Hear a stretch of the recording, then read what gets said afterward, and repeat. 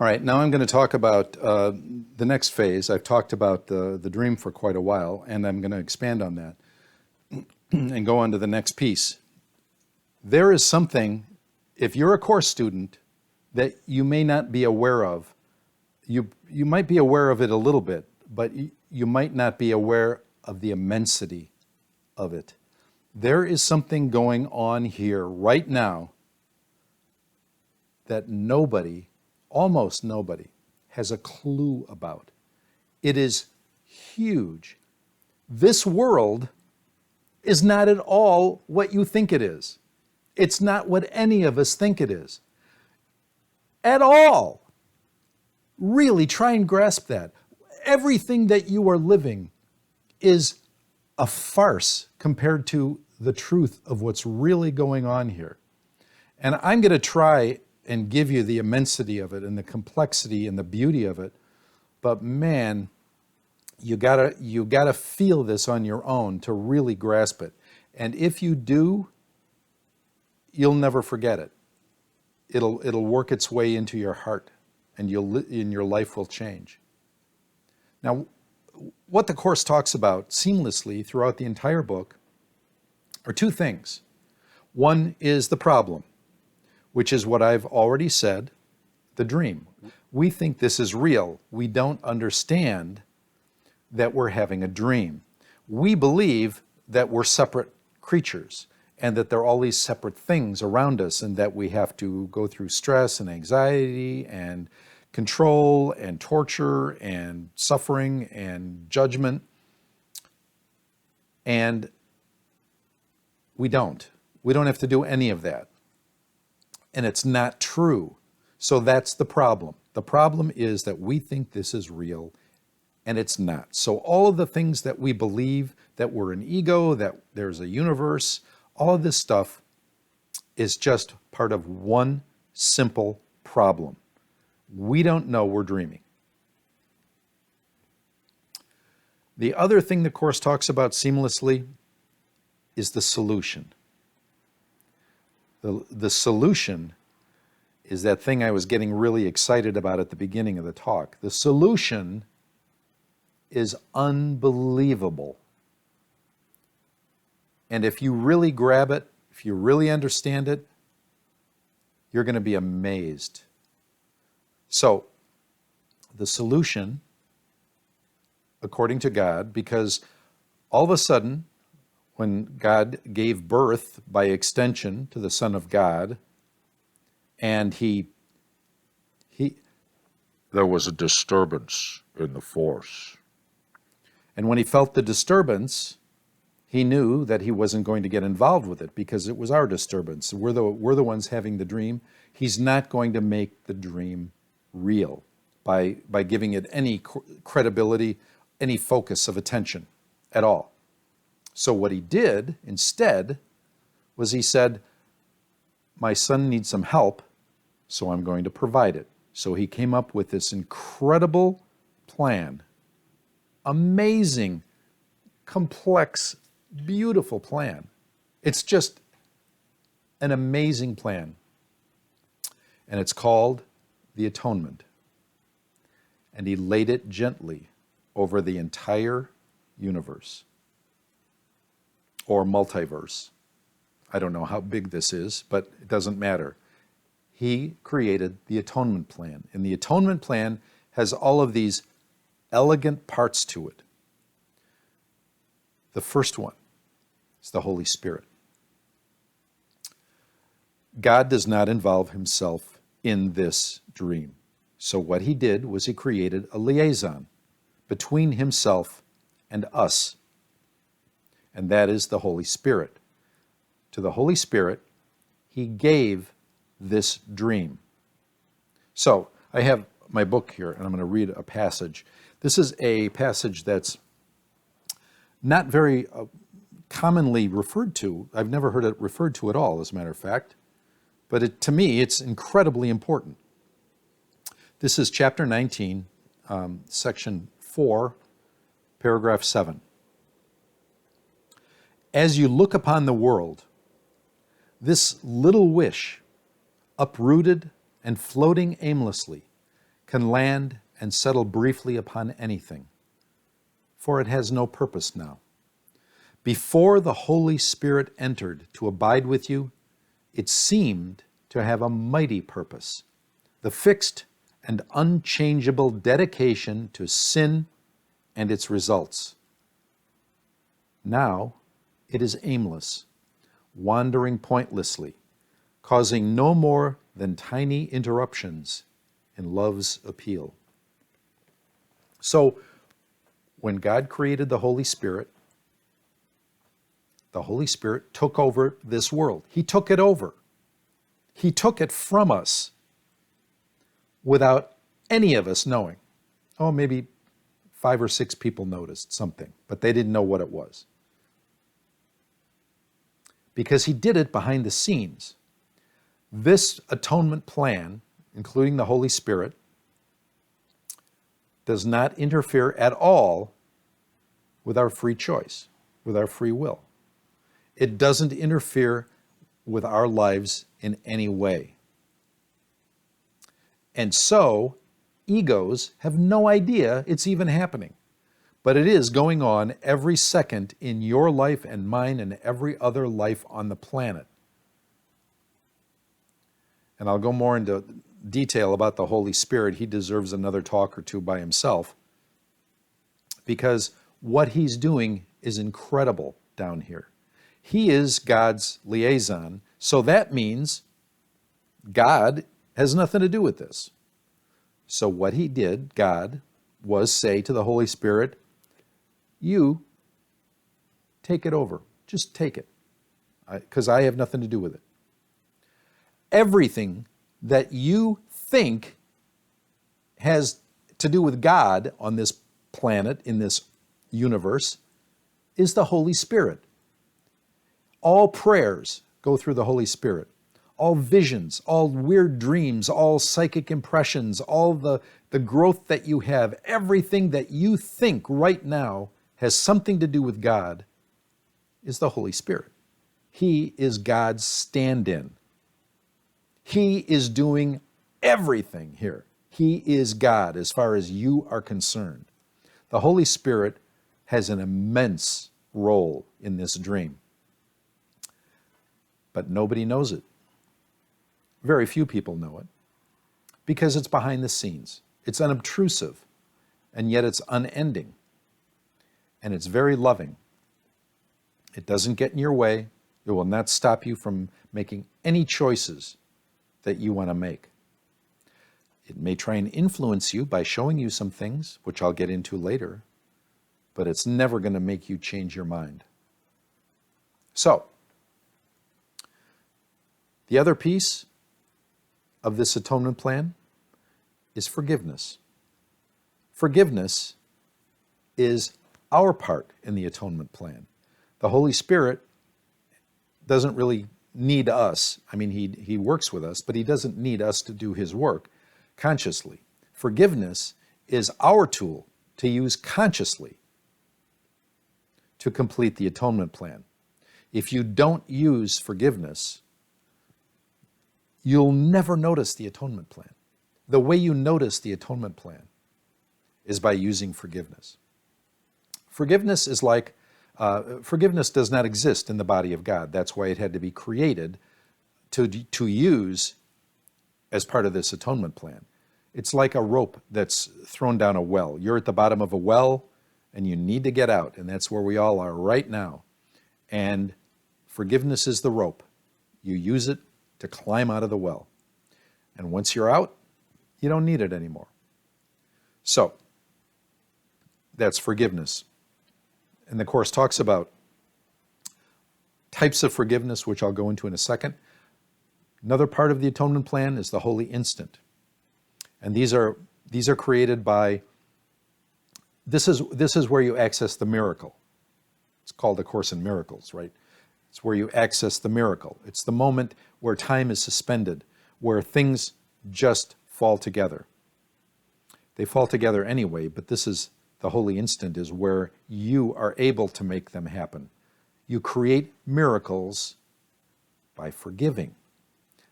You forgive to suspend time to override the laws of physics and the laws of nature. Forgiveness is timeless, doesn't care. The miracle doesn't do anything except let you see who you really are, according to the Course. And it all makes sense. Another part of the atonement plan is called the real world.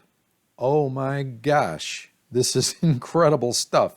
And I'm going to talk about that at the end. But man, the real world is something that's going to blow you away. And if you see all of these pieces, that God just created this incredible, this complex, this huge, amazing, elegant plan, and then he just stepped aside to let it run. And he said to the Holy Spirit, you're in charge. Help my son wake up. So that's what we're doing. We're waiting, or I should say the Holy Spirit is waiting for us to get it. He's waiting for us to notice that there's something going on here. He's doing everything in his power to try and get your attention right now, but he can't do that by interfering with your free will. So he's doing it in ways that you're not aware of.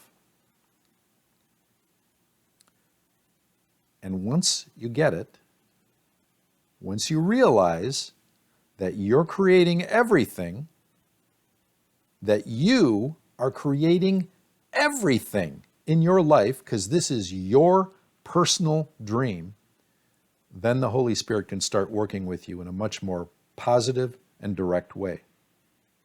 It's not over yet, but at least you've turned the page on the old way of looking at life.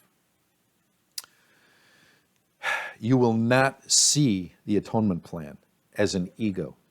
The ego is incapable of seeing it because it simply doesn't want to see it. That's all.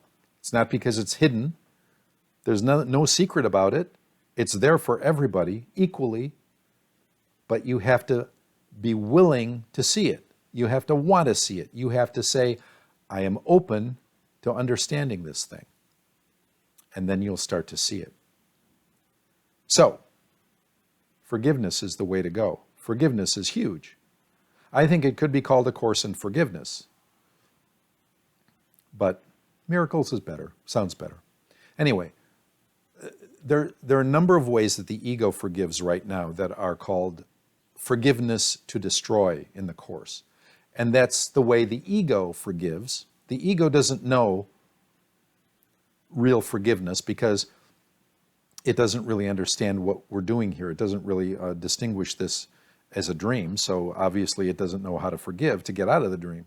So this is what forgiveness is really trying to do. Forgiveness says there are sins and there are errors. The ego sees sin. God, the Holy Spirit, only sees errors. He actually doesn't even see those because he only sees us as perfect. But nevertheless, there are two ways to look at what happens, what goes wrong here with conflicts. One is as a sin.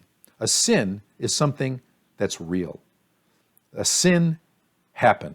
Somebody hurts you, hurts your feelings, says something, kicks you in the butt, steals your money, whatever they do. It happened. It really happened. And no matter what, if you forgive them or not, it still happened. It still exists, and it's in the past, and if you want to go to the police report, it's still there. God says, forgive your brother for what he didn't do, because there is no sin. This doesn't exist. This is a dream. Nothing here is happening. Nothing here is real. You are responsible for bringing that person into your life because you have something to learn. You have an opportunity to get out of this dream, maybe just a little bit. But you have an opportunity here by having this terrible thing happen to you to see it differently. And so God says, forgive it. And you'll see if you give the problem to the Holy Spirit, and if you forgive it, And if you forgive yourself for seeing this incorrectly, you can make it disappear forever. Because an error is correctable. It's just a thought. It's just a thought that's wrong. Sins don't exist because the past doesn't exist. And this doesn't exist. So how can anybody do anything to you if this doesn't exist? If you dream that Mother Teresa is chasing you around with a chainsaw or a machete, and you wake up from the dream, are you really mad at Mother Teresa? No, because you know it wasn't Mother Teresa. It was a dream. So, that's the way you look at life. Forgiveness is about changing your idea of who you are. It's not about the incident that just happened. It's about changing your way of looking at life. It's about changing the way of looking at all of your brothers, because they're not bodies. They're souls. They're part of God. They're part of the Son of God. And that's the way you have to see them, beyond their body, beyond their actions. So forgiveness is about taking yourself to another place, beyond this world, and saying, nothing just happened. There's nothing to be mad about. There's nothing to forgive, because nothing happened. And I forgive myself for thinking that in the first place. So, forgiveness to destroy, there are three different ways in general that the Course talks about forgiveness to destroy. And they are, number one is when you forgive from a superior attitude. And that is, there, I understand. You're one of those little people and you didn't quite get what you were doing, but I'm big enough to understand it, so be on your way and ta-ta. And that doesn't work because you're not superior, and that person didn't do anything to you. So you can see why that one isn't true. The second one is, there, but for the grace of God go I, which means somebody sinned because everybody sins. I'm a sinner, you're a sinner, we're all sinners. I get it. You made a mistake, you made a sin, so I forgive you because you're a jerk, but I'm a jerk too, so I understand it. And that doesn't work because you're not a jerk, and neither is the person who did that thing, whatever it was. None of it's true. You're just lying about this whole thing. You're perpetuating this world, you're perpetuating the ego, you're perpetuating sin, which is not true. None of it's true. The third way is the bargain, where you say, I forgive you if you take me out to dinner, or I will forgive you if you promise never to do it again, or whatever. It's a bargain. It's where you get payment. If you pay me, I will forgive you. That's quite obviously not true. It's a game. Now there's another form that's going around. You see it on the internet all the time, for many years now. That's also a forgiveness to destroy, as far as I'm concerned, and that is forgive, but don't forget. Now, where does that come from? Well, that comes from the fact that if you believe in sin, and that thing that they did to you really happened, and you forgive them, then you're a jerk, because you're letting them get away with it. And that's the ego saying, hey, just because I forgive you doesn't mean you didn't do it. And that's about the silliest thing I've ever heard. But what it's doing is trying to protect the ego from looking like a jerk or looking weak. And that's not true either. So beware of that one. Forgive, but don't forget. No, that's not what the Course says. The Course says forgive because it's only an error in thinking, and it can be corrected. And if you truly forgive it, it is gone, and you do forget. You forget because that person who did it doesn't deserve you to be angry at them. If you're angry at them, you haven't forgiven them.